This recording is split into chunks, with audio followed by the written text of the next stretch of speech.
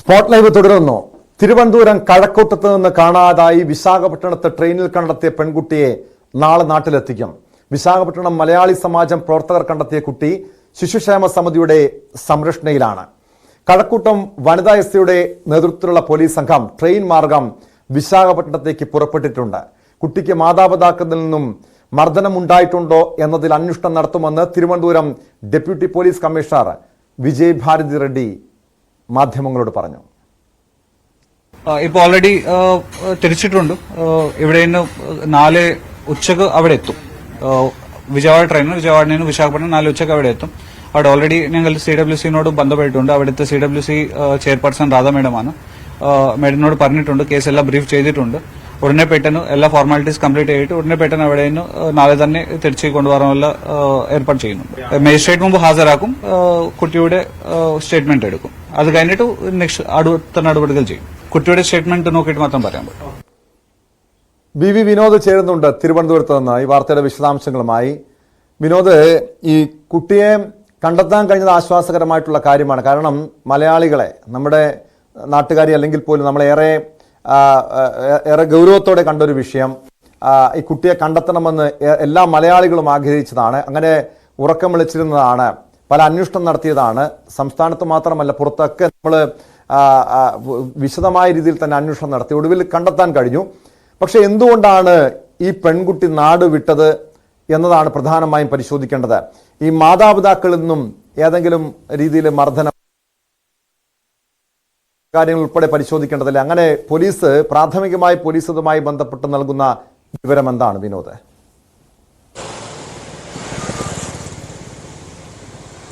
Tom, മജിസ്ട്രേറ്റിന് മുന്നിൽ കുട്ടിയെ ഹാജരാക്കിയ ശേഷമായിരിക്കും മാതാപിതാക്കൾക്ക് കൈമാറുന്ന കാര്യത്തിൽ ഒരു തീരുമാനമെടുക്കുക. കാരണം കുട്ടിക്ക് വീട്ടിൽ മർദ്ദനമേറ്റിരുന്നു എന്ന മൊഴിയുണ്ട്. മാത്രവുമല്ല, ഇപ്പോൾ മലയാളി സമാജത്തിൻ്റെ പ്രവർത്തകർ കുട്ടിയെ കണ്ടെത്തി. അതിനുശേഷം ഇപ്പോൾ വിശാഖപട്ടണത്ത് നിന്ന് കുട്ടി വീട്ടിലേക്ക് ഫോൺ ചെയ്യുമ്പോൾ അല്ലെങ്കിൽ വീട്ടുകാരുമായി സംസാരിക്കാൻ പറയുമ്പോൾ കുട്ടി അമ്മയുമായി സംസാരിക്കാൻ തയ്യാറാകുന്നില്ല, അമ്മയോട് സംസാരിക്കാൻ താല്പര്യമില്ല എന്നാണ് ഈ 13 വയസ്സുള്ള കുട്ടി പറയുന്നത്. അമ്മ നിരന്തരം കുട്ടിയെ ഉപദ്രവിക്കാറുണ്ടായിരുന്നു എന്ന് സമീപവാസികളുടെ മൊഴിയുമുണ്ട്. അതായത് ശാരീരികമായും മാനസികമായും അമ്മയുടെ ഭാഗത്ത് നിന്ന് കുട്ടിയെ നിരന്തരം ഉപദ്രവിച്ചിരുന്നു, അല്ലെങ്കിൽ അങ്ങനെ അമ്മ മർദ്ദിച്ചിരുന്നു എന്നൊരു കാര്യമാണ് പറയുന്നത്. അതുകൊണ്ടായിരിക്കാം കുട്ടി സംസാരിക്കാൻ താല്പര്യപ്പെടാത്തത്. മാത്രമല്ല, വീട്ടിൽ നിന്ന് പോയത് തന്നെ ഇത്തരത്തിൽ ഇളയ കുഞ്ഞുങ്ങളോട് ബഹളമുണ്ടാക്കി. അതിൻ്റെ പേരിൽ അമ്മ ശകാരിച്ചു. തുടർന്നാണ് ട്രെയിനിൽ കയറുകയും ഇത്ര ദൂരം സഞ്ചരിച്ച് വിശാഖപട്ടണം വരെ ഈ 13 വയസ്സുകാരി എത്തുകയും ചെയ്തത്. ഈ കുട്ടിയുടെ മാനസിക നില അത് പരിശോധിക്കേണ്ടതുണ്ട്. 3 പെൺകുട്ടികളാണുള്ളത്. അസമിൽ നിന്ന് വന്ന കുടുംബമാണ്. വളരെ കുറച്ച് നാളെ ആയിട്ടുള്ളൂ.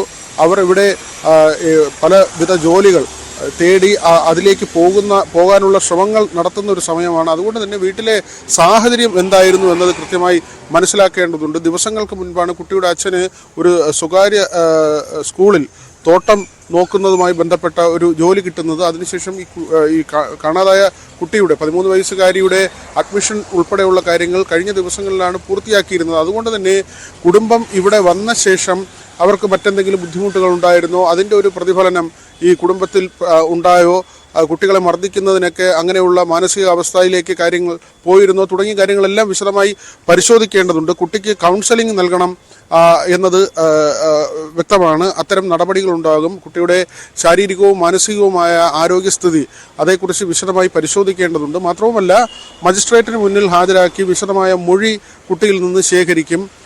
അതിനുശേഷമായിരിക്കും മാതാപിതാക്കൾക്ക് വിട്ടു നൽകുന്ന കാര്യത്തിൽ ഒരു അന്തിമ തീരുമാനം ഉണ്ടാകുക. കുട്ടിയെ എത്തിക്കുന്നത് മറ്റന്നാളായിരിക്കുന്നതാണ്. പക്ഷേ ഈ പെൺകുട്ടി ഇതുവരെയും അമ്മയോട് സംസാരിക്കാൻ തയ്യാറായിട്ടില്ല. അമ്മയോട് എന്തോ നീരസമുണ്ടെന്നാണ് മനസ്സിലാക്കുന്നത്. അങ്ങനെയെങ്കിൽ ഈ കുടുംബത്തോടൊപ്പം അമ്മയോടൊപ്പം പോകാൻ ഈ കുട്ടി തയ്യാറായില്ലെങ്കിൽ എന്തായിരിക്കും ഈ ശിശുക്ഷേമ സമിതി ഈ വിഷയത്തിൽ സ്വീകരിക്കുന്ന നിലപാട്?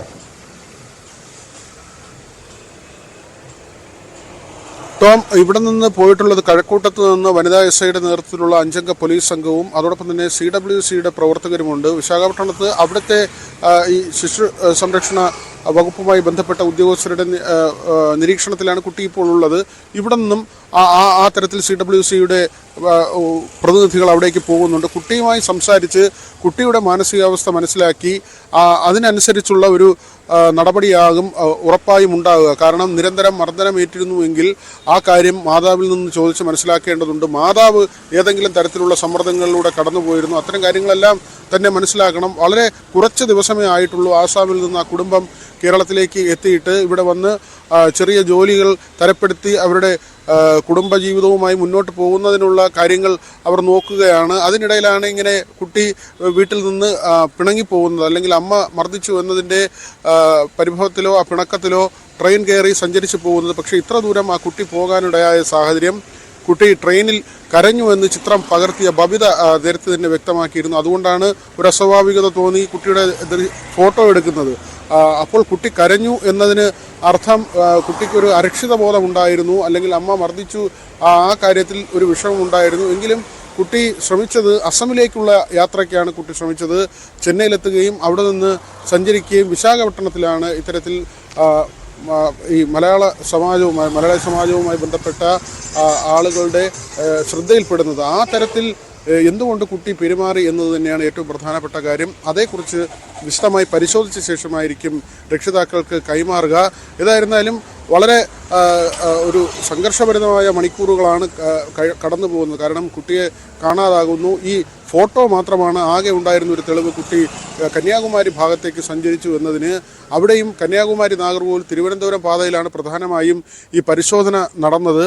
അപ്പോഴും നമ്മൾ പറഞ്ഞത് മറ്റൊരു സാധ്യതയായിരുന്നു. കാരണം കുട്ടി അവിടെ നിന്ന് തിരികെ സഞ്ചരിച്ചാലും തിരുവനന്തപുരത്തേക്ക് എത്താൻ സാധ്യതയില്ല, അല്ലെങ്കിൽ തന്നെ മധുരയിലേക്ക് നാഗർകോവിലിൽ നിന്ന് മറ്റൊരു ട്രാക്കുണ്ട്. അതുകൊണ്ട് തന്നെ ഏതെങ്കിലും ട്രെയിനിൽ ആ ഭാഗത്തേക്ക് പോകാനുള്ളൊരു സാധ്യത ഇന്നലെ തന്നെ നമ്മൾ പറഞ്ഞിരുന്നതാണ്. ചെന്നൈ ഉൾപ്പെടെയുള്ള സ്ഥലങ്ങളിലേക്ക് എത്തിപ്പെടാനുള്ള സാഹചര്യം നമ്മൾ ഇന്നലെ ചൂണ്ടിക്കാണിച്ചിരുന്നതാണ്. ആ തരത്തിൽ തന്നെ ചെന്നൈയിൽ നിന്ന് വീണ്ടും സഞ്ചരിച്ച് വിശാഖപട്ടണത്തെത്തുമ്പോഴാണ് കുട്ടി ശ്രദ്ധയിൽപ്പെടുന്നതും സുരക്ഷിതയായി മാറുന്നതും. ആ നിലയ്ക്ക് ഇടപെടലുകൾ ഉണ്ടായിട്ടുണ്ട്. DCP പറയുന്നതും അങ്ങനെ തന്നെയാണ്. കാര്യങ്ങൾ പരിശോധിക്കേണ്ടതുണ്ട്. എന്തുകൊണ്ട് കുട്ടി പോയി എന്നത് തന്നെയാണ് പ്രധാനമായും ഉയരുന്ന ചോദ്യം. നമ്മൾ നേരത്തെയൊക്കെ പറഞ്ഞിട്ടുള്ളതുപോലെ ഈ കുടുംബപരമായ പരിശോധിക്കേണ്ട വിഷയമാണ്. പക്ഷേ വിനോദ്, നമുക്കറിയാം കേരളം ഈ ബാലാവകാശ നിയമമൊക്കെ കർശനമായിട്ടുള്ള ഒരു നാടാണ്. കുട്ടികൾക്കെതിരായ അതിക്രമം, കുട്ടികളെ സ്വന്തം മാതാപിതാക്കളോ അധ്യാപകരോ ആണെങ്കിൽ പോലും മർദ്ദിക്കുകയോ ശകാരിക്കുകയോ, അതായത് ഏതെങ്കിലും രീതി ക്രൂരമായ മർദ്ദിക്കുന്ന ഒരു സാഹചര്യം ഉണ്ടായിക്കഴിഞ്ഞാൽ പലപ്പോഴും കേസുകൾ എടുത്തിട്ടുണ്ട്, പോലീസ് കേസെടുത്തിട്ടുണ്ട്. അത്തരം നിരവധി വാർത്തകൾ നമ്മൾ റിപ്പോർട്ട് ചെയ്തിട്ടുണ്ട്. പക്ഷേ ഈ ഇതര സംസ്ഥാനക്കാരെ സംബന്ധിച്ച് നമ്മൾക്കിപ്പോൾ തിരുവനന്തപുരം മുതൽ ഓരോ നഗരങ്ങളിലേക്കും ഗ്രാമങ്ങളിലേക്കും ചെന്ന് കഴിഞ്ഞാലും നിരവധി ഇതര സംസ്ഥാനക്കാരെ കാണാൻ കഴിയും. കുടുംബസമേതം അവർ ജീവിക്കുന്നുണ്ട്. അവരുടെ മക്കളെയൊക്കെ അവർ വലിയ രീതിയിൽ ശിക്ഷിക്കുകയും ശകാരിക്കുകയൊക്കെ ചെയ്യുന്നതൊക്കെ നമുക്ക് കാണാൻ കഴിയുന്നതാണ്. ഇവിടെ ഈ കുട്ടിയെ ഈ മാതാപിതാക്കൾ, ഈ അമ്മ മർദ്ദിച്ചിട്ടുണ്ടെന്ന് മനസ്സിലാക്കി കഴിഞ്ഞാൽ, കുഞ്ഞ് അങ്ങനെ ഒരു മൊഴി നൽകി കഴിഞ്ഞാൽ പോലീസ് കേസെടുക്കുമോ? അത്തരൊരു നിയമ നടപടി സ്വീകരിക്കുമെന്നാണോ പോലീസ് പറയുന്നത്?